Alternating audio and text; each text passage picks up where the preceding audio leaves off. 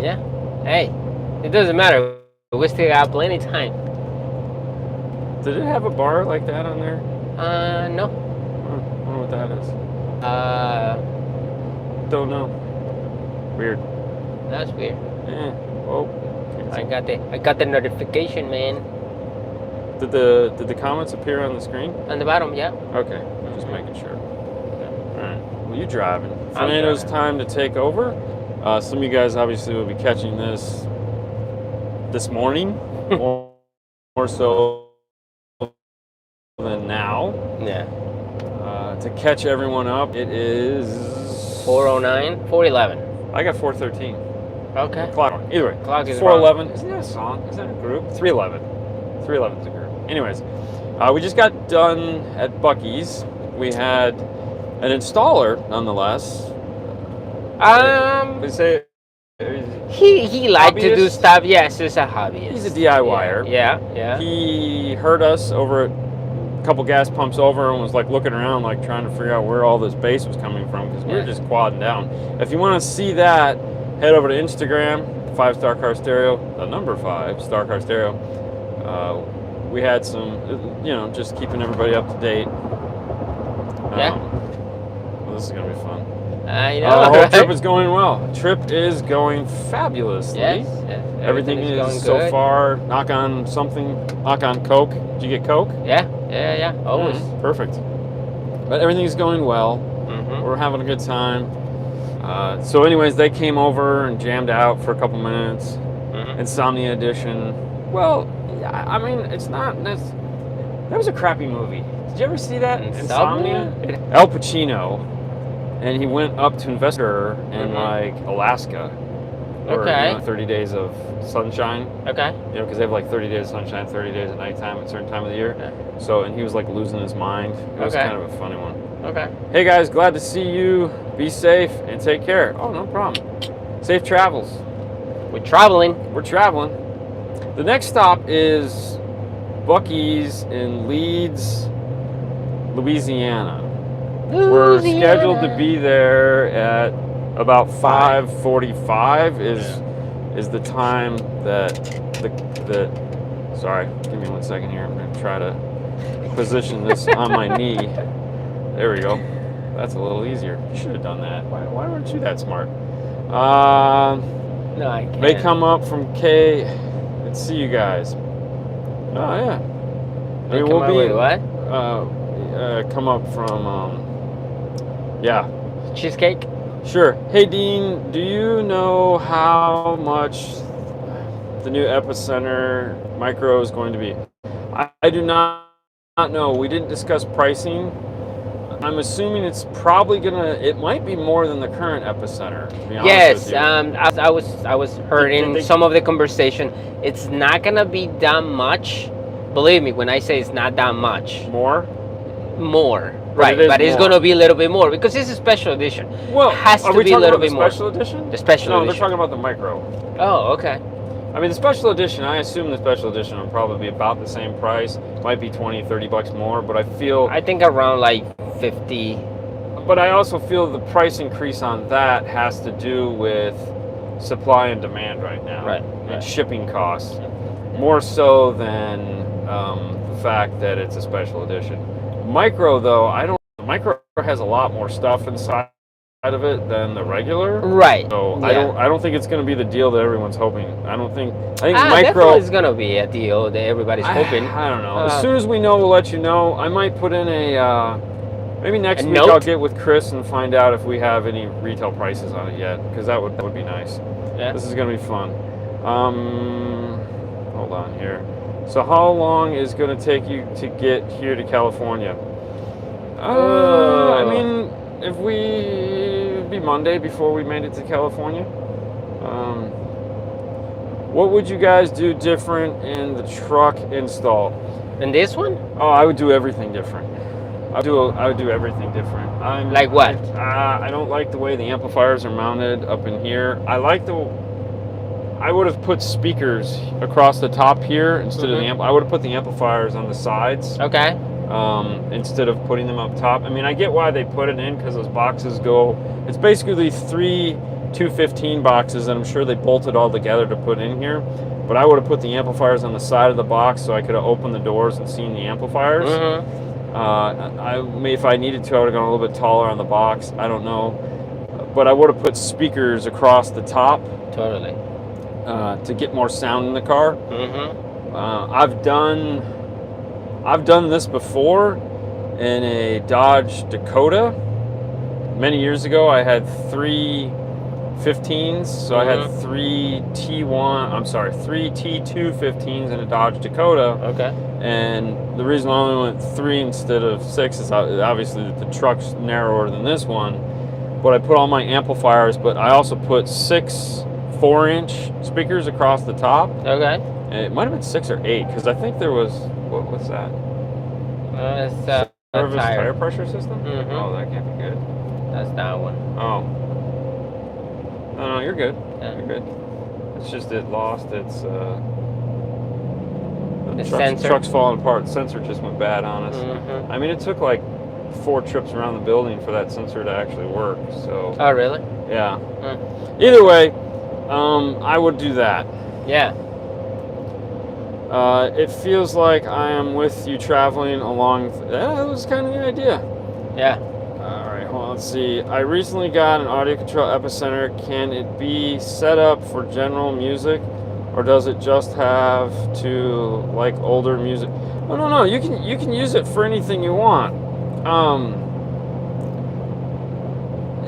No, the nice thing about the Epicenter is that you can.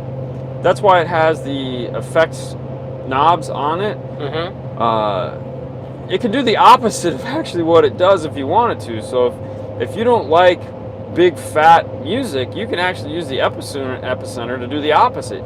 You can make fat music skinny or tight. Yeah. So if you like a nice tight bass sound, you can use the Epicenter to do that. Most people use it to do the other way, and we don't ever talk about it, taking fat bass and making it more dump, dump, dump sound, because most people want to go the other way. But no, there's a lot you can do for it, or if you have mediocre bass and you'd like it to sound a little bit boomier. But yeah, you can use it for anything you want. I have a Clarion EQ, but I'm planning on doing some changes with the DSP will perform better. Thanks. It's Dean, not Gene, but close enough. Fernando, for sharing your knowledge. So the DSP is going to do a lot of things differently than the Clarion EQ. For one, most DSPs, DSPs are going to have EQs for every single channel, meaning you have left front, left rear, right rear, subwoofer. If you want to get an idea of what I'm talking about, if you haven't watched last Thursday's show, Demystifying the Black Box, go watch that. We take you through from the basic of DSP, and we it's a great show to help you kind of wrap your head around what the question is. Yeah, you will understand a little bit more. And then you'll go, oh, it makes sense now. Right. So definitely, that guy's in a hurry. Oh, yeah, bumpy road. All right, hang on, let me straighten this back out. Hey guys, Columbia, South Carolina here. What's up? When do you consider the big 3 upgrade? Okay, when do you consider the big 3 upgrade for about what wattage? Like, was necessary? So a couple myths about the big 3 upgrade, as it were, is that for some reason you're going to get more power if you do a big 3 upgrade. And the reality of it is, if you have a 120 watt or 120 watt alternator, you will always have a 120 watt alternator. You're not going to get any more power out of it. It's not going to perform any differently. The nice thing about the big 3 upgrade is that you're increasing your ground plane, which may or may not free up a couple amps here or there. When should you do it? I mean, the reality is, if you're running a 0 gauge back to the back of your car and you have an 8 gauge ground, you need to do it. If you're running a 4 gauge back and you have an 8 gauge ground, you need to do it. But you don't need to go crazy. The most important thing is doing a better ground plane for the vehicle. Yeah. Most cars have a great ground plane. There you go. Okay, apparently he doesn't like this question, so we'll just move on. Yo, what's up? Morning from Nebraska. Hey, good morning. What's up? It's 1:22 a.m. Not here, it's 4:22 a.m. 422. 3:22 this way. It's lagging. Yeah. AT&T, man, we knew it was going to do this. We're doing the best we can. Just be patient. Big 3 when your lights start to dim. And there again, if your lights are dimming, by putting in the big 3, it's not like your lights are going to stop dimming. No. You're just increasing. Okay. If you have a fire hose and you have a drip of water going through it, just because you go to a fire hose doesn't mean you're going to be putting more water through the hose. Yeah. The drip of water is your alternator. It's always going to put out a drip of water. It doesn't matter how big the hose is, it can't put out any more power other than what it could do. So whatever the water pressure is, it's not going to change because of the size of the hose. That's how you got to think of it. All right? Putting the big enough hose on it for what you're trying to do is what the big 3 upgrade is all about. It's not creating anything. It's just making sure that whatever you have, you're getting all of it.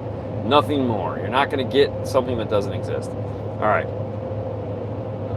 When I upgrade my mids and highs, can I use an audio control DSP as for frequency separation for 3-way setup instead of using external crossover? Of course you can. Depending on which DSP you go with, you have the 6.0. How many amplifier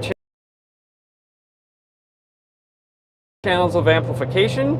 If there's 6 channels, if you're going to do rear, let's say coaxials, that's 8 channels. Subwoofer, 9 channels. A DM810 is what you're going to need. If you're just going to do front and a sub, then you need a 608. Yeah. So count your channels, and you're going to need those for amplification. Definitely. 425 greens from Charlotte. Hey. 3, thank you for the $10. You're the man. Thank Saludos from Mexico. Saludos. Olale. Orale. Yeah, that's right. Say right here. You're good. Just stay in this lane. Left. Nope, stay straight. All right, we're gonna try the best we can. Apparently, this part of Georgia sucks for AT&T. We kind of knew we were gonna have these problems. But that's all right. Yeah. Just stick with us. Stick with us. It's all good. I mean, it is 4 o'clock in the morning our time. It's 2 somewhere. Almost 4:30. We know we're not going to get a big crowd at this hour. No. But hey, it'll give you something to look forward to in the morning. Oh yeah. In another 4 hours. Yeah, that's it. I know. All right. Dean, would it matter if I ran the 608 without configuring a sub amp? If you're okay, yes and no. Yes, if you're trying to go for sound quality and you want to make sure that the subwoofer sounds like it's coming from up front. So if you're worried about upfront bass, as we refer to it as, then not running the subwoofer through the DSP is kind of a bummer. However, if you got like 212s and you're going to be constantly like screwing with the volume knob and just banging away, but you want good surround sound, good front stage, it's not really going to matter. Because the whole purpose of upfront bass is having a fixed subwoofer point. Meaning it's just like, here it is, I turn it up, and it sounds great up front. I'm not changing anything. Most of us don't run things that way. So we're always turning it up, turning it down. If that's how you're going to be running it, then no, you could go with the 608 and just bypass, don't run the sub through it. You will have to obviously use the crossover that's on the sub amp. But other than that, yeah, you're good. Dude, that semi-truck like moves like this. Oh, is he swimming? Swimming across the road. Thanks, Dean, for answering my question. Much appreciated. No problem. Favorite go-to fast food restaurant for breakfast? Okay, so my favorite fast food restaurant, I know yours is Panera's. This guy goes to Panera's like, Haley goes, how does he afford to go to Panera's? I'm like, I don't ask. Dude, all right. Panera's give you rewards like any other restaurant, right? So Hey, I buy coffee every day. Oh, okay. And then you get the rewards? And then you get the rewards. And sometimes it's like, hey, you got a free bagel. Oh, you got a free sandwich. Oh, you got a free this. Oh, you got a free... Anyway, I go to Dunkin' Donuts about twice a month, and I get the wake-up wraps, egg and cheese wake-up wraps. Otherwise, I have a banana for breakfast. Really boring life. Express Lane. Want to say thanks to helping my channel grow. I got so many people. So many people say they watch us, and for us to be compared to your channel is amazing. Oh, Anthony's Car Audio Life. What's up, Anthony? Hey, what's going on, man? Hey, man. Hey, dude. You guys doing awesome. Yeah. Like Junior is very, very talented. So. Yeah. No, that's awesome, Anthony, man. Hey. Are you gonna go to Vegas if that happens? Are you going to SEMA? Are you guys going to SEMA? Dude, inbox me. Let me know if you guys are going to SEMA. I'd love to bump into you again. Epicenter amplifier will it ever be a thing again? No. No, it won't. Epicenter amplifier. No, that'll never be a thing again. Honestly, I was very excited, and then when we find out the whole thing and everything's like, okay. Yeah. So the Epicenter amplifier was pre-Chris Bennett, and it was just a disaster. Yeah. So no, we'll never see that one happen. Okay, I say never, but remember, anytime you say never, there's always like a 2-3% chance, because never always amazing how short of a period of time never is. But the likelihood of it happening is almost not gonna happen. Anthony, love the channel. Yeah. Anthony loves the channel. Hopefully we'll get to Dallas next year. I mean, Jesus. Yeah, hopefully. A signal to noise ratio and all right. A signal to noise ratio and total harmonic exhaustion still something to consider when looking for an amp. I've noticed most, not all, of these new amps today don't have the numbers that the old school amps used to have. Guess I'm old. It's still important, but not as... So there's more that goes in an amplifier now than there used to be. So there's a lot of microprocessing that's getting done inside of the amplifier that has cleaned up a lot of the signal. Like if you look at, if you grab an old school amplifier, if you open, like I should do this, we should open the 225 HCCA that we have on the board, and then we'll open something that's compatible, like a 400 watt amplifier, and just compare the circuit boards, the amount of stuff that is now in the board for correcting audio, aligning audio, correcting the time, correcting the signal, getting rid of noise, all these extra circuits that are put into there. Plus it's Class D now, so you have that whole extra stuff put in there for that. Yeah, some of those things that's all they had. Now we have a lot more. But no, that would be a good idea for a video, is open up old school compared to new school. I like that idea. Ooh, look at that. 4 o'clock in the morning idea. Yeah. Thanks, Charles, from Anthony. Oh, yes, I remember. I want to go to Vegas. What kind of event is going to be? It's going to be SEMA. Yep. So SEMA is coming up in November. SEMA is open to the public. It is. We will be there with, you do have to register to get tickets, I believe. I don't really know, because we're going to be there with audio control. You just go to SEMA. SEMA.com. SEMA. Yeah. And check it out. We'll be there, I think it's like Tuesday, Wednesday, Thursday, Friday, maybe? Yeah, it's from the 2nd to the 5th. 2nd to the 5th. Thank you, Fernando. And we'll be there that time, hanging out at the audio control booth, of course, and then running around a little bit when we get a chance to break away. So Steve Mead is going to be there. So. Is he? Well, he's scheduled, so let's hope so. Yeah. That's your boy. You're going to dump me immediately to hang out with him. I know. We're going to be like, hey, what's you do? Guys from JL Audio UK say coaxes are better for front stage than components. Thoughts? Ooh, really? I could see a world where that might be a thing. Why? Well, okay. If I was building kick panels, like in this car, we have kick panels going on. If you notice in this, there's a little bit of a center image. Yes. Not much of one, but the way the kick panels are designed, which is a coaxial, it's pushed forward, it's angled, everything is aligned Yeah. because it's a coaxial, then yeah, in that regard, in this specific instance, a coaxial would probably be better. Because, your tweeter is going to be up, down, left, right. It's not going to be at the same, you got to do time alignment, you got to do all this crap to correct for that, or if the tweeter is up in the dash. So as far as work goes, I could see where building a set of kick panels would be the way to go. However, I'm still going to do a set of components because I want the wider soundstage. Honestly, I just want to keep it up. Yeah, I want to keep it up too, because that is the one thing. This does sound low. Yeah, it like never gets across the top of the dash. So remember the Mazda? Yes. Yeah. The one we put the hybrids. Yes. The Morel hybrids. Yeah. We have imaging, but the imaging was like kind of low. Dude's kind of low. What are you talking kind of low? Dude, it sounded like they were talking out of the center of the radio. Well, I mean, honestly, it's like, okay, if Max Headroom was there, that's what we would have seen. The radio is singing, actually. Yeah, it would have been like, hey, look at me. I'm just a radio. Oh, Ooh. totally.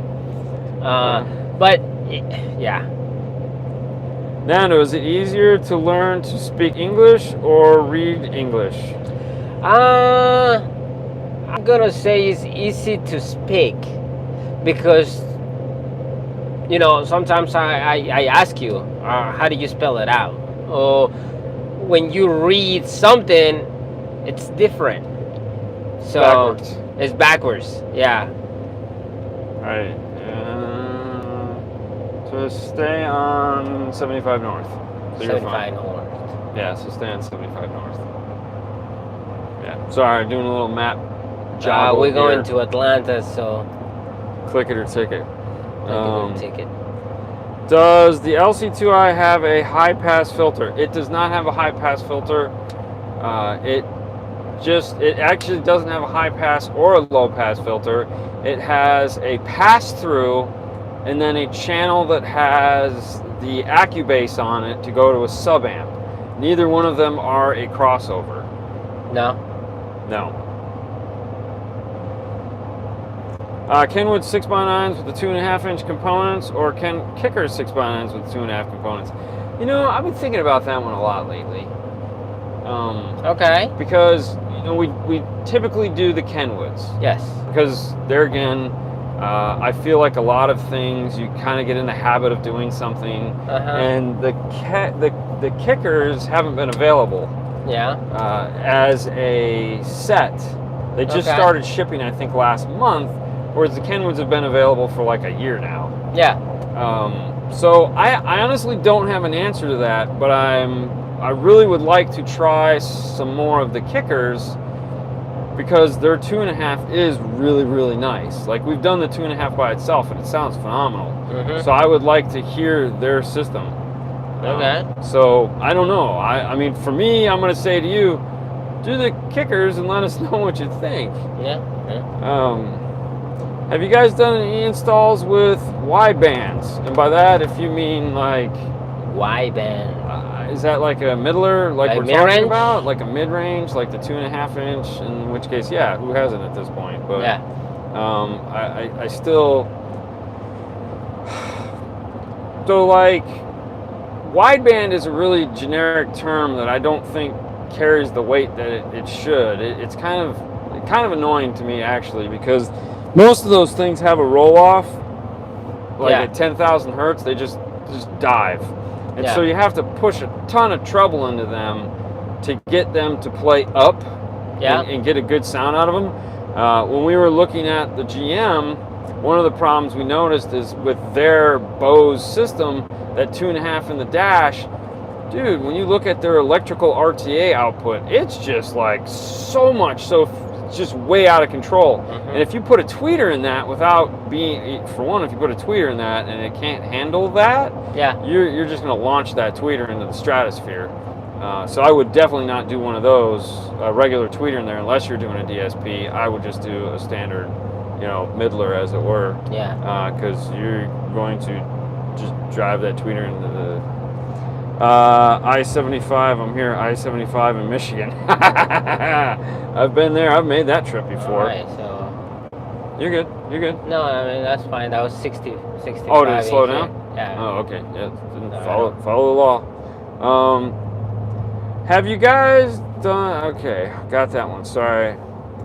Do I need a line level converter in my CL500 2003, or can I just add RCA's to the factory? I'm gonna say I don't know. The reality is, if it's a factory amplifier or if it's a fiber optic system, because it's 2003, it could be fiber optic. If you're going after an amplifier, you're going to need a high level to low level adapter. Yeah. That's really the only thing I can say. You're good for 15 miles. That's good. So if you're not doing that, that's it. If you have any form of factory amplifier in there, you're going to need a high level to low level adapter, unless your amplifier has one built in. A lot of these amplifiers have high level to low level built in. But you'll have to read the instructions depending on what amp you have. First time to catch you guys live. I'm in the UK. Just wanted to say thanks for everything you guys are doing. Thank you for watching, man. No problem, man. Question: I've set my gains on my system using a VRCAs. Now I'm using digital input directly to Helix DSP from my phone. Do I need to set the gains again?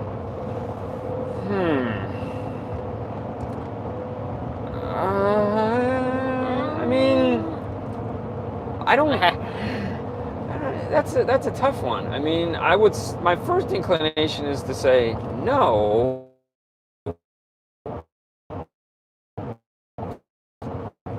because I mean, unless change. Really, the only time you need to readjust the gains is if there's a voltage change. So if the output voltage of the radio was less than the output voltage of your phone, then yes, you'd readjust it. Or if the phone is less than the radio, then you would readjust it. Right. But that's it. You only have to adjust the gains if there's a voltage change. So that would be where I would look. Yeah. If I'm doing amp pro, do I still need load resistors and a RAM? The amp pro will have the load resistors built into them if it needs it. If you are doing a RAM, though, you're also going to want, depending on the year of the RAM, you're going to also want to get the ANC bypass. So it's like the ANC CH something or other. If it has the fake engine noise generator underneath the driver's front seat, or it could possibly be up next to the amplifier. If it has the amplified system, it'll be underneath the driver's seat. Don't take it out, just put the T-harness in there. Yeah. But the Amp Pro, if it needs load resistors, are included in the box. If you do a DSR1, when you get the corresponding harnesses, it'll also have the load resistors in the box. So you don't have to buy extras if that's the question. What's your thoughts on balanced input car amplifiers? I found a Zabco SL4 preamp to run the show. I really don't have a thought on it either way. Balanced, unbalanced in car audio is typically high level versus low level. That's usually how we look at balanced and unbalanced in car audio. Yeah. If you're talking about using some form of an XLR type balanced, unbalanced, that's a whole different animal. I haven't done that in car audio in years. If I'm doing Amp Pro, read that one, sorry. Have you guys ever done an install on a Z32 300ZX? If so, what was done to it? Just picked up a D4.800 and an LC 1.800 for an SQ build in mind. Any suggestions on two-way components around 200 for SQ? Come on, man. You got two awesome amplifiers and you're going to skimp on the components and spend $200? Oof. That's not enough to get anywhere on that. I mean, you got 120 watts a channel. You're not going to find a set of components for $200 that's going to handle that amount of power. That's not even realistic. I mean, we're going to find it. It's just not going to be. Yeah, it's going to be just not very good. Right. I mean, if we're trying to do really nice components on a budget, I would look at some Kenwood Exelons. those will be nice. But you really need to put some more money into it with that amount of power. Mm-hmm. I mean, I would look at something. You're going to need to spend about $500-600 on a set of components. Yeah. In 10 miles, take exit 247 to merge onto I-20 west toward Birmingham. There you go. All right, so Right. 10 miles. Yeah, so you're good. It'll be that one. Not that exit, Yeah. but yeah, 10 more miles. So get over. Okay, sorry.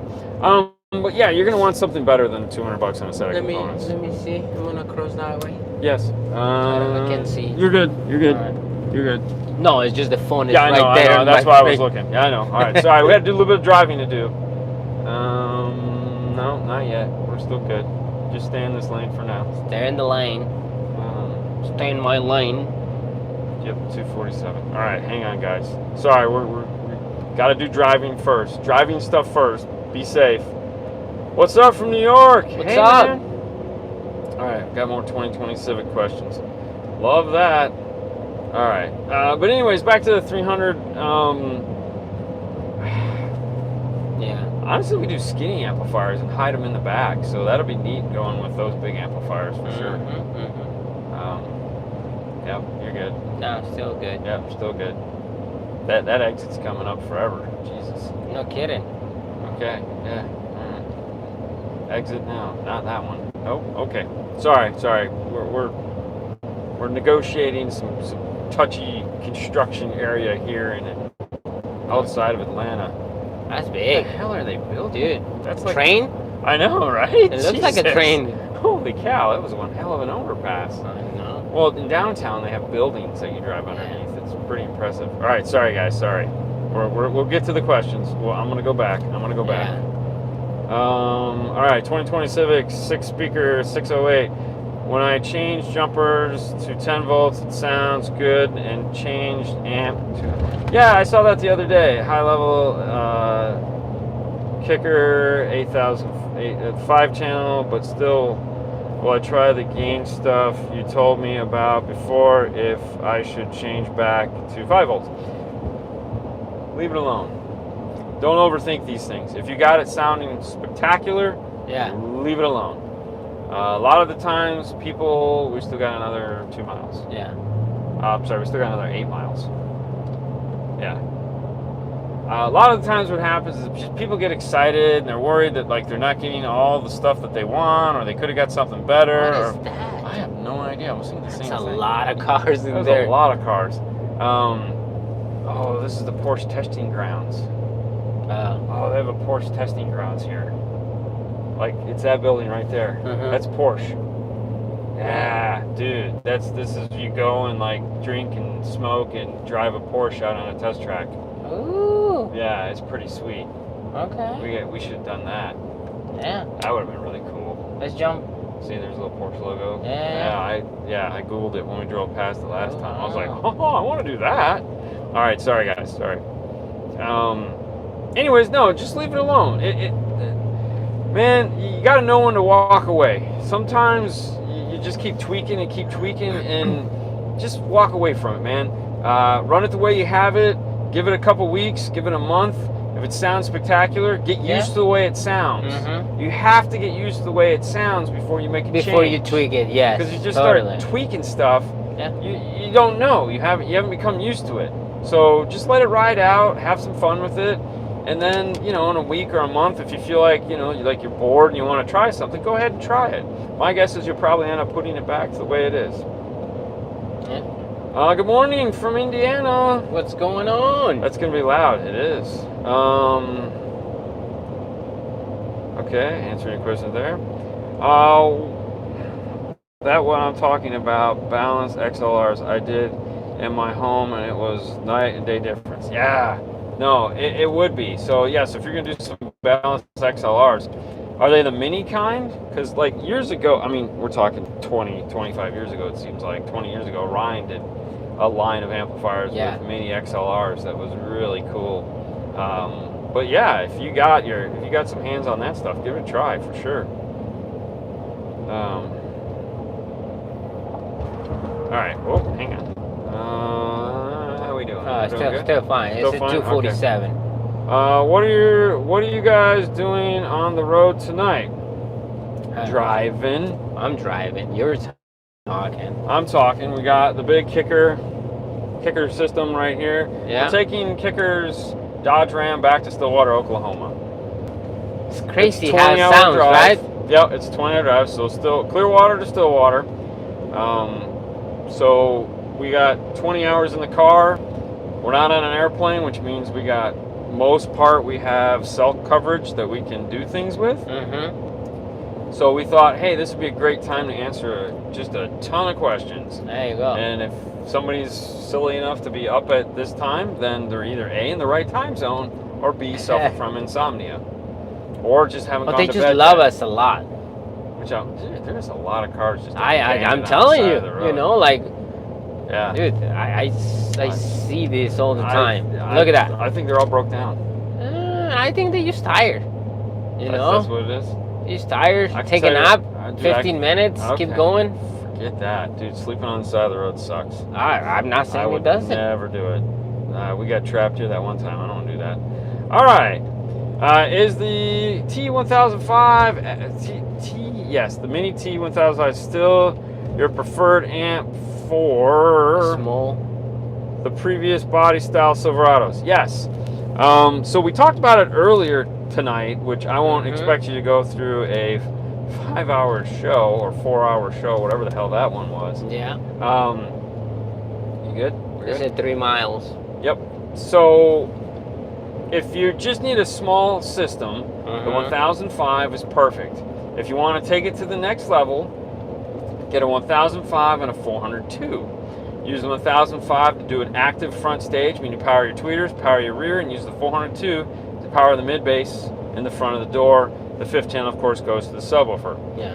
If you're going to do a big bass, like you're going to do 2 subs, then I would go with the T404 and the 750.1, or my new favorite combination is a 404, a 402, and a 750.1. But either way, the mini T's like that, we do in the Silverados because they'll fit up underneath the back seat. You can make a nice little amp rack. It's gorgeous. You don't have to pull the seat out. It's easy to service, and you know, hey, sexy piece.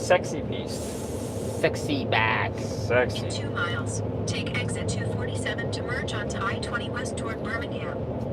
Okay. See? 2 miles. I think we'll just stay in this lane for right now. I know. Okay. See, it's just like, for me, Atlanta is so confusing. Oh, it is. Because You have no idea what's going on. it's like signs that says, Yeah, it just you said know, the that sign, side. The sign over there says in 2 miles you're going to take this, and it's still. Right, but they actually you have to take this one, and it's like, what? Yeah. Well, hey, man, they can do whatever they want. They're in Atlanta. Don't worry, we'll get back to your questions.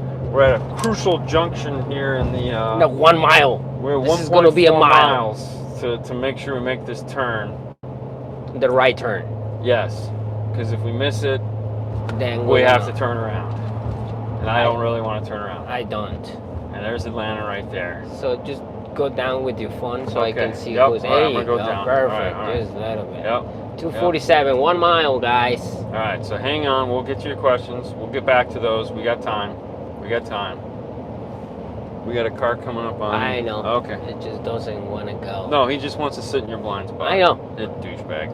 It's like, Stay in the hey, 3rd lane from right. All right, so third lane from. I'm in the third lane we're in right the now. 4th lane actually, unless that lane ends. So we need to get over one I'm lane. going, I'm coming, You put your I'm turn coming. signal? yeah. Oh my gosh! Wow, good for you. All right, so now we're in the 2nd lane from right. So it should tell us to stay in. Oh, yep, that's where we need to No, be. we're good. We're good. We're good. Ooh. Oh, that was weird. That was Use weird. the 2nd lane from right to take exit 247 All right, to merge hold onto on. I-20 west toward Birmingham. We're getting there. Let's just get through this turn off, guys, and we'll get back to answering questions. That's, you know. Turn Take the exit, then keep left to merge onto I-20 west toward Birmingham. All right, so we want I'm west. taking the exit. All right. Use the left lane to keep left to merge onto I think I-20 this, west I toward think this is Birmingham. where we were when we were down here. Yeah? Yeah, somewhere down here, yeah. Because, I mean, these are all the hotels. This is Atlanta. Keep left. All right, hang on, guys. We're almost there. We're almost there. I know. This is Did you see what I'm talking about? Like, you cannot see what's coming. You can't see shit. It's like Yeah, you just that I have to jump stop. off the bridge. Yes. Yeah. Yes, exactly. Yeah. Oh no, I'm with you. And you need a And boost. then I'm short. And then you're short. You can't Exactly. see out the window. It's like, come on, guys. What the hell were they thinking? And they Dude, got these little crappy lights. You guys don't think about like short people? No, short At people all? ain't got no reason to live. Well, and then what the Look hell at that. is that Look guy? at that. Holy shit, that guy, that is insanity. There was Like, just a car that's totally an just accident right there. right there waiting to happen. Oh, wow, God, that's man, crazy. that was nuts. Oh, and then this lane just merges. Yes, but All that's right, fine. That because- makes total sense. All right, so we got 100 and... For No. 131 miles, continue straight. All right, let's All right, continue with. We got 131 miles to go straight. All right, we're back to questions. Jeez. All right, sorry about that. That was touch and go there for no. Literally, when we were coming off the overpass around a blind turn, there was a car in you the know, middle. right in the middle. You know, the triangle where this lane comes in and this lane comes in. There's a car stopped, dead. No one in the car. So as you're coming around the turn, you can't see it. And like if you're, oh my gosh, dude, we were like, oh shit. Dude, you coming like fast in that turn, Yes. and that's an If we accident would have right took there. that wide, man, we would have pinstriped this car. All right, sorry about that. All right, let me go back here, and I will try to get to some of your questions. Yeah. Dean, y'all going all the way without stopping? No, we're gonna stop. We're gonna stop at High Five Vegas house. Yes, we're going to. And then we have and then Monday, because they're not going to be open until Tuesday. So Monday we're going to be at my buddy Joe, the engineer that works at Kicker, hanging out by his pool, having a good time. Yeah. That's kind of why we want to get there, because we want to enjoy Labor Day some and have a little rest and relaxation. He's got a nice pool. He's like, dude, come stay. I got 2 bedrooms. You can chill out, get showers. We can chill by the pool, do some grilling. Yeah. You know, to me, Yeah. it's like, hell yeah. Let's play volleyball. It's 8:50 in the morning there. Where are you? Play volleyball. I have a Subaru Crosstrek with the Starlink system. My heart goes out to you. I'm sorry. Any Ooh. advice on replacing factory unit? Another car.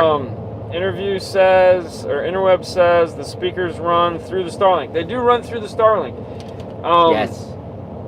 If you feel you need to keep the Starlink for any reason, great. I think it's got to stay in the car. The last one we did, we just bypassed the speakers. You know, we just went through the Starlink. Meaning, the rear speakers don't go through the Starlink. No. But the front speakers do go They through the do. Starlink, and I think that it has some form of an amplifier in it. Yeah. We were taking the full system out, so we just went around the Starlink with Ooh. our aftermarket radio Yeah. to our new speakers. Yeah. So we were going with CarPlay, so we didn't really care about Starlink, and he didn't either because he didn't like it. That's why he was replacing it in the first place. Yeah. But yes, those things can be fun for sure. I need a harness for a 2018 Silverado non-Bose. It has an 8-inch screen. 2018, what are you looking to do? Those harnesses exist. If you're looking for an amplifier harness, you want the DGM 3 or 4. Head over to idatalink.com. They have an AR harness for that car. If you don't have to. Sorry, it's bumpy here. You don't have to use it for an AR. You can if you like, but they do make a T harness for that if you're trying to add amplifiers. So that's an iDataLink product, and you can just buy the harness. If you're trying to integrate into it, the harness is actually made for the DSR-1. It'll control the chimes if you use the DSR-1, or you could also do an Ampro GM61, and it'll reprogram. It'll use the MOSBus system to give you 6-channel preamp output, non-high level, super awesome stuff. If it's the old dash. In your opinion, down to what frequency the sub should play music? I mean, there's no music at 10 or 15 hertz, right? Most of the time, I'm putting a subsonic filter in there, somewhere between 20, 25 hertz. Because, yeah, I'd rather let the amplifier not kill itself trying to reproduce stuff that more than likely you're not going to hear. But there are, according to a lot of the SPL guys, that do like the 20 hertz bass bumps now. That's a thing, you know. So kudos to them for doing that. But yeah, those guys, you know, they're hitting some crazy numbers just playing 20 hertz. I can assume it's just, you know. So Yeah. apparently this part of the world, they don't know how to pave a road. Oh, they just do it so fast, so they don't care. Hi guys, it's a lovely day in South Africa. What kind of Ooh. system is in a Hyundai Tucson, and does it have an amp? Considering to upgrade system. There again, does it have an amp? It depends on what level of Tucson you buy. Yeah, they have. There are amplified systems and non-amplified systems. Yeah, I think they have 3 different ones, like the basic, the amplified non-branded, and the branded amplifiers. So Size of the speakers is a 6.5. 6.5. Yeah, so it's pretty straightforward there. Yeah. But yeah, you'd have to know specifically what system you're getting your hands on, and then of course what year. How is the gas consumption for the Ram? Well, we drove from Clearwater to the first Buc-ee's in South Atlanta on 1 tank of gas. It's a 20-gallon tank, so 20 gallons of gas to drive whatever that distance was, which was like 300 or 400 miles. It was almost 400 miles. Yeah. So it did pretty good. I was impressed. That's way farther than I thought it would do. Yeah. This will probably use about a half tank of gas to get to where we're going now. Yeah. Although this road does suck, so it might take up more gas. I mean, I can't even. I'm sorry, guys. It's just really bumpy. It's hard to read when it's bumpy. Thoughts on image dynamic or audio mobile subs for SQ subs? Most people don't know that image dynamic subs are all still built by hand by the original guy, like the IDQ Max. Those are all built by the same guy that has been building that sub since day one. If you can get your hands on a set of the IDQs, I would pick those up. Those are beautiful subwoofers. As far as audio mobile, you know, Fernando got to interview them. They sound like really nice products. I personally have never done anything with those. I have done stuff with an ID Max in the past, or IDQ in the past. But some of the people that we know in the industry, they done audio mobiles. Audio mobile. Yeah, they swear by them. But I mean, they're they like a really shallow woofer, though. I think those are 2 totally different types of woofers. So check the website. Check the website and see if you find something that you like. All right, hang on. Let's see what we got. All right. Good morning. Looking to buy Rockford Fosgate Prime amps. Stay in the left 3 lanes. My question is, are they reliable? God, yes, man. Those things will run until forever. Yeah, the Prime amps are probably, you know, some of the, like, when you look at like a Prime amp, you look at like a Kicker CS amplifier, some of these amplifiers are just the best value you're going to find in an amplifier as far as reliability and just like never giving you headaches and just like doing just dumb stuff like running forever. If you saw the amp dyno video we did on the 801 when we were at Kicker, like we ran that thing down to 9.5 volts and it never shut off. It just kept going because of the power supply that they use in these things. They build these things to they know who's buying them, and they build them accordingly. So it's great value, awesome reliability. They know that most of the guys buying those are going to do like questionable installs. But for those of you that are just like, no, I want a good amp, I'm going to do it right. Yeah, buy them. They're spectacular. I mean, we've done plenty of systems that have those amplifiers done the way we wire them, and they're good as gold, man. We'll never see them again. Ooh, we're going to Six Flags, baby. We are? No, not really. Oh, okay. We're going to pass. We might go to Five Flags. Fosgate has never made a crappy product. That is not true. That is not true. They have made some crappy products back in the past. It's literally right here, huh? Yeah. Oh, wow. Look at that. If you remember back a long time ago, they made a Series 1 amplifier.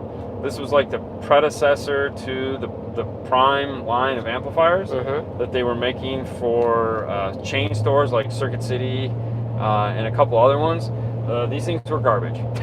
They were garbage. And you got that little one in your toolbox. I have one. Yeah. So some of those generic amplifiers they made were really bad. Oh, and when I get it, I was like, oh my god, I got an old school amplifier. And I was like, and then you say like, dude, man, that's not even. I'm like, it's like, I'm still gonna keep it. Oh yeah, of course. But today, no, they don't have anything. 20 years from now, still gonna suck. Going on my 5 years, no problems on any Orion XTR amps with No issues, especially with the heat. That's spectacular. That's awesome. That's Thoughts on awesome. sub boxes for 2021 Nissan Frontier crew cab under rear seat, 2 8-inch, 2 10-inch, or 2 12-inch? I mean, I don't know if MTI Acoustics makes one yet, but you could try there. You could try A-Trend.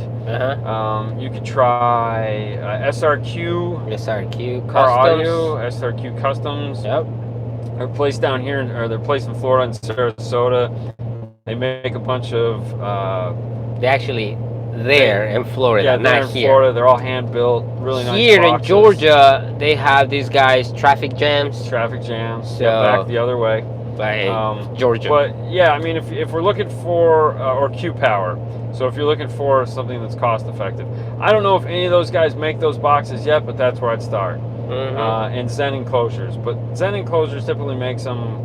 I don't think they do trucks; they do more cars. It's funny because it's like, okay, do you see in the front of it? It's like 3 chargers, and they come from like I don't know. These cars? Yeah, these cars. Oh, like yeah. 3 chargers, like. No, I wasn't even paying attention. Thank you for answering my question. You guys are awesome. Oh no, you're welcome. Why is the NEX 4500 time alignment so weird to set up? Because it's a Japanese radio and they drive on the other side of the car, and they didn't bother to change the software. So the easiest way is do it reversed, and or what we like to do, if you have the microphone, put it on the driver's seat, run it, look at numbers as far as distances and stuff, and then flip them, and then you'll be I'm fine. just wondering if you put the microphone on the passenger seat. Well, the reason why you flip the number, well, you might be able to do that, but then I think it's going to line it for this seat. If you put it on that, it's going to give you at least the right numbers. They're just backwards. No, but it's backwards, so you're still flipping the numbers. So if you put it in there, it's gonna flip. I Hey, mean, you can can try. I mean, what are you going to lose at that point? I just want Otherwise, like 10 minutes of trying. Otherwise, just adjust out, do the opposite, adjust out the passenger side speaker. Oh, but it's totally. just because they never bothered to flip it in the software. Oh, yeah. What's that word when you don't bother to do something? Lazy. I think that's it. Oh, that's the word that you're I think looking that's for? the word I was looking for. They're Oh, lazy. Okay. And they go, oh, Americans not use time alignment. They not know what is. Sorry, that was a terrible impersonation. But hi, what is better? 2 subs at 350 watts or equaling 700 watts, or 1 sub at 700 watts? It really just depends on application and space. There's no wrong answer or no right answer for this question. If you want to take up a small amount of space, putting 700 watts to a subwoofer that can handle it and has the surround and the excursion to do what you want it to do, go with 1. Typically, that's going to be a more expensive option. So, for example, we'll have someone come in and they'll be like, hey man, I want some bass in my car. I have, 5 or 6, $700. It's no problem. 212s, a nice 500 watt amp, rock and roll. Guy comes in and says, I want bass in my car. I don't want to take a lot of room. No problem. 112 like a Q class with like a T750.1, which is 800 watts. Boom. Equal amount of bass, just taking up half the space. Oh wow, I know that rhymes. I didn't mean it to rhyme. Thanks for all the help. You guys are great. No problem. Bass and space. Bass. From clean water to stay water. Those Lightning audio amps were decent. I got my first battery from them. I was on a boss mode with the digital display. There you go. So Lightning Audio is owned by Rockford, but they used to make really cool. I don't know. It was like early 2000s. They made these like nuclear toxic waste looking amplifiers, and it was really cool because they were staggered power. It was a 4-channel amp that was staggered power. Crazy idea, right? It was awesome. And they had fans that you could buy, and they had stiffening capacitors you could buy. So you'd pull off the top plate. There was 2 top plates. You could pull off each one, and underneath was a place to plug in the fan. So it was like one of the first and only times where you could sell somebody an amplifier. They could come back, you could sell them a stiffening capacitor that literally just plugged into the end of the amplifier. And if they were like, hey, what else can I do? Well, you could sell them 2 fans. So you pull the top off, you plug the fan in. It was really neat. They did it with the Bolt series too, but you could only do fans. It was really weird, but thank you, Dean. No problem. Dean, gonna get a record deal now? I mean, I would gladly take a record deal, and I could quit my day job. I mean, Record deal, huh? Yeah. I want to be a hype man. Like if I was, like a yeah. Okay. What's up? Woo! The guy with the towel. You just like repeat like the last word of every sentence the guy sings. That to me, that would be like the best thing. I could just grab my crotch and put my finger up in the air like this. Waving my terrible towel. Oh man, that would be awesome. Bring back quad coils. LOL. It's funny you mentioned the quad coil because like Dodge uses a quad coil woofer in the Jeeps. So the JL and the Gladiator all have quad coil woofers because they're using 25 watt BTL amplifiers. So to get the power to the subwoofer, they have a quad coil driver in there, and that really sucks because it just sucks. What's the worst install you guys have had to do? Also, you guys are amazing. We just did one. What was that disgusting car that we just did? I put it out of my mind because it was so gross. We were both so pissed off. Like there was like bugs and everything crawling all over us while we were working in the car. What was it? That was a ban. Was it? No, this was like a week ago. This was like a couple weeks ago. It was just a regular car. There was like cockroaches everywhere. I had to stay the night, and we had to lock the car up so the cockroaches didn't get out. I don't even remember what that was. Oh, that was so disgusting. And then the guy was like, yeah, I meant to get my car sprayed. I was like, you suck. I don't even remember what it was. Yeah. What do you think about Dayton audio subs for SQ? I've only had a couple, we bought a couple Dayton speakers just to play with many years ago, and they were very impressive. I mean, I had seen a YouTube video where the guy, Mustang with the hazard lights on, that's a shocker. The guy took out a 15-inch subwoofer and put a 5-inch subwoofer in the hole, and it was a Neo 5-inch, and it was just banging away. I was like, I gotta try that. So I had Paul buy one, and I put it in one of the boxes, and I was like, holy crap, that actually works. So I would give it a go. I mean, I don't think they goof around when it comes to their speakers. They make some really nice looking stuff. Is the T750.1 enough power for 2 L7Ts? Yes. Yes, it is. Plenty of power. Plenty of power. Flavor Flav songs were dope too. Oh yeah, no doubt. Fight the power. Fight the power that be. I can, get that whole thing going on. Yeah. You need me to move? No. All right, we got nobody in this lane next to you. Okay, perfect. Dude, this is the most amount of cars, and there's nobody in these cars. Dude, that's insane. I'm telling you, that's just abandoned cars. A lot of cars in the road. Thoughts on the new Kicker Solo X sub? I mean, I don't know what kind of thoughts you could possibly have, because it's right now. We know it's coming. We know it's been in the works for 2 years. Here are a couple problems I see right now with the Solo X. One, coming up with a final product. They keep tinkering with it, and what that has done is that has now put it into a place where trying to get products from here to there has become god-awful expensive. So when they first started making the Solo X, this was right at the beginning before COVID even existed, okay? That was back when containers were $3,000. A container to go from overseas to here now is between $20,000 and $30,000, okay? So it's 10 times more money to ship something across the ocean. Not only that, the price of steel has gone up tremendous. So metal cost way more than it did when they first started this project.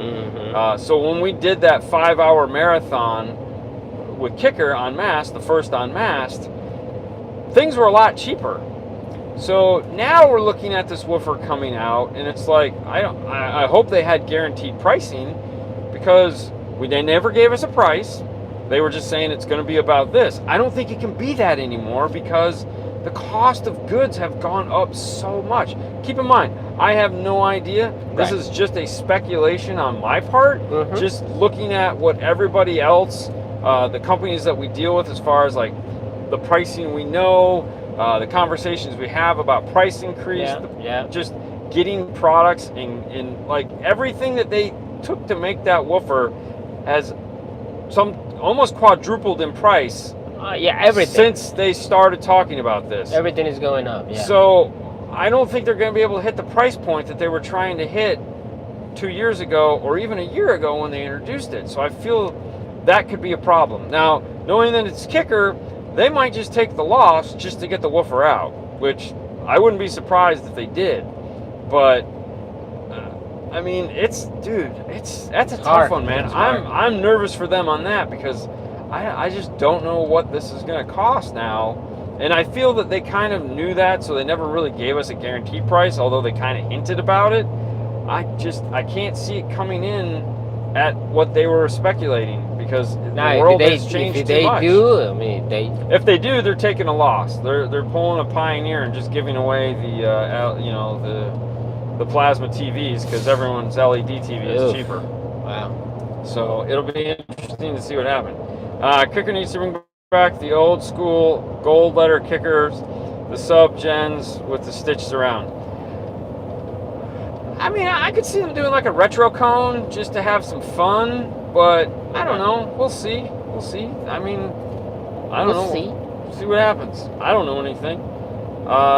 They were going to try to keep it under $500. See, that's what I thought, and that's what they talked about, but I don't know if they're going to be able to do that now.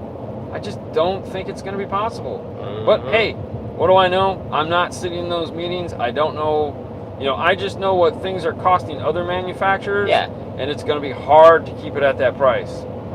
Those old schools looked so dope when they moved. They did. Watching that Kicker like look 3D as it moved up and down, for sure. Any experience with ground shaker boxes? We've done the ground shaker boxes, haven't we? Yeah. Yeah, they were okay. Were they? I don't remember. I know we've done them, but... Like just the regular shakers? No, the ground shaker boxes. The ones that say ground shaker on them. Do you remember? I don't know. We done, but like not like in press. We're not getting the Fernando exciting face, so we'll just move on. I have a Targa amp from the early 2000s. Can I use it to run today's subwoofers? Have a what? A Targa. Targa was an inexpensive amplifier. I think it was like the modern equivalent. No, I heard about that. Yes. We used to sell Targa. I hand painted Targa on the wall because like we sold them. We didn't. I think it took longer to paint the logo on the wall than we sold the amplifiers. they weren't that good back then. Yeah, it's an amplifier. You can use the power whatever you like. It's a 20-year-old amplifier, so be careful. But that's an inexpensive amp from 20 years ago, and I don't think there's a big aftermarket need for those, like a collection-wise. So if somebody gave it to you, buy some inexpensive woofers, throw it on there, and beat them down, man. Beat them down. Just have some fun. Get some like comps or something. Not possible nowadays, and they still a business must turn a profit. I totally agree, but the thing is that these manufacturers are trying their best to reduce the amount of price increase. Like, a lot of these guys are losing money right now. Not in the sense that they're not making money, but they're not making the margins that they should be making on these things, because they're just hoping that this is going to turn around. So a lot of these manufacturers are raising their prices, but not at what it's costing them. So like if they have a 15% increase in price, they're like splitting the difference. They might raise the price 8% and just be like, all right, we're going to work with you on this. But they're not, because if they just raise the price 20%, it's like, crap, what do we do?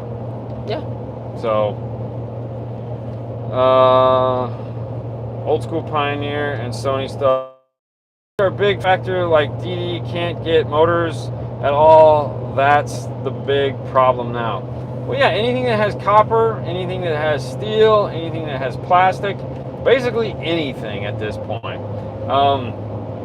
The other problem too is, like we were talking when we were at Audio Control, we were talking with a couple of the guys there, and they're like, dude, we've been waiting for a container since May. Okay, May. That's It's crazy. freaking September, and this thing has been in transit since May. Dude, you could have gone around the world. It's been 4 months. 4 months. Many times. Yeah. I mean, shit, we could have swam over there and swam them back. It's pull them. I mean, remember the Rockford Fosgate Power HX2 subwoofers with the 4-inch voice coil? Yeah, people love those woofers, man. I know those. They ran those things as long as possible. I know that there was a big market for just buying the baskets, and just because it had such a really unique motor structure. But if you want a big ass voice coil, Yeah. and a normal size woofer, check out the Morel, the Ultimo 5.1-inch voice coil. Oh yeah, that's a whole lot of voice coil. Yeah, you want to see something look small, put it next to that thing. Would running Amp Pro and DSR1 on a 2016 Silverado Bose be redundant? Is it easier? No. Is it easier to install than the other? So the problem is, Amp Pro works in the car, Yeah. and iData has never made an interface to go into the car. So we have done that combination many, many times. We'll do an Amp Pro into a DSR1 because we like to go all Rockford. I like matchies, so we'll go DSR1 into Mini T Power Series amplifiers. We've done it a bunch of times. Yeah. It works great because you can tuck everything up into the dash. So the DSR1 can go into the dash, the Amp Pro can go in the dash, but no, it's fabulous. I mean, you can put the Amp Pro in the back if you like. It's entirely up to you. And also, if you have the CD player, it gets kind of tight, but you can do some cutting if you want, get it all in there. But yeah, no, that's a perfectly, that combination makes sense. There's nothing wrong with doing it that way. Is this the longest road trip you've ever did? No. I've driven to Michigan several times, and that's a 24-hour drive straight through if you're lucky enough. It's very sucky, but Yeah. no, this isn't the longest one for me. What about you? Have you done one longer than this? No, the longer ride I done, I think it's Raleigh. Raleigh, Raleigh? That's where they go? Okay. South Carolina? North Carolina, Okay. South Carolina, South Carolina. Wherever Raleigh is. Yes. That's his farthest. So Fernando, yes, me no. Hold on, sorry. They had some of the coolest logos. I like the yin yang logo. Okay. Any good components for around 200? They'll be getting 80 watts. Yeah, check out the Kenwood Excellence. They're about that price. I Yeah? think. Yeah. Yeah, check out the Kenwood Excellence. Though that's perfect amount of power. How much power is it? 80 watts. That's right in point because I mean they're made to work. Like we've run the 802.5, which is actually 70 watts. I mean, what 60 about the watts? kicker? The KSs? No, that's over $200. You could do the CS, but I would still do okay. you could do kicker CS, but I'd still do the Kenwoods. It might be a little bit more than $200, but they'd be awesome. Yeah. Really nice. All right, hold on. Let's see. Thoughts on JBL component speakers? I mean, I really don't have any. But they had thoughts. they have different lines. Yeah, you they know? have several different. They have the cancers. They have. That's the only thing I remember now. They have that set that goes for $5,000. I remember there was talks of them trying to get those for us. and I But was they like- had different lines, like I was any like- manufacturer. So. Remember when they were like, "Oh, we want to send you those"? I was like, "No, please, God, don't send us those." Yeah. Why? Why would you want to send us those? And they're like, oh, but no, but I don't want those. Oh, I just send me whatever you want. I know I didn't want them because the tweeter was like this giant. I'm like, no, please God, don't send just send those. it. That's No. Just put a horn in front of the dash. Why not? Yeah, just set it up in the corner of the dash. It's a tweeter. It's not like it matters. So awesome to be able to get to ride along with you guys. Have fun. Yeah, be safe. Hey, We're man. trying our best to do both. I'm looking for GTI 15s for home build. So there was rumors that the GTI was coming back, and it was supposed to come back, I think it was this year, which probably means it got kicked back to next year. But For yeah, all they this were stuff, they yeah. were bringing the GTI back, and it looked spectacular. It really did. But I don't know what happened to that as far as whether or not they're going to do that. Yeah. I need grills on subs in my downfiring box. Anytime we have to do something that it's a downfire and it needs grills, we go with Rockford P3 shallows. Yes. Because they make 100% mesh grill.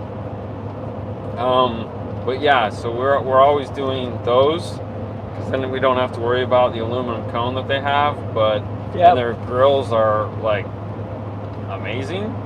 One other woofer that's kind of unique. It's not necessarily a grill, but the Arc Audio subwoofer has the magnet on the front that sticks down out of the woofer about 1.5 inches, which just so happens to be the perfect depth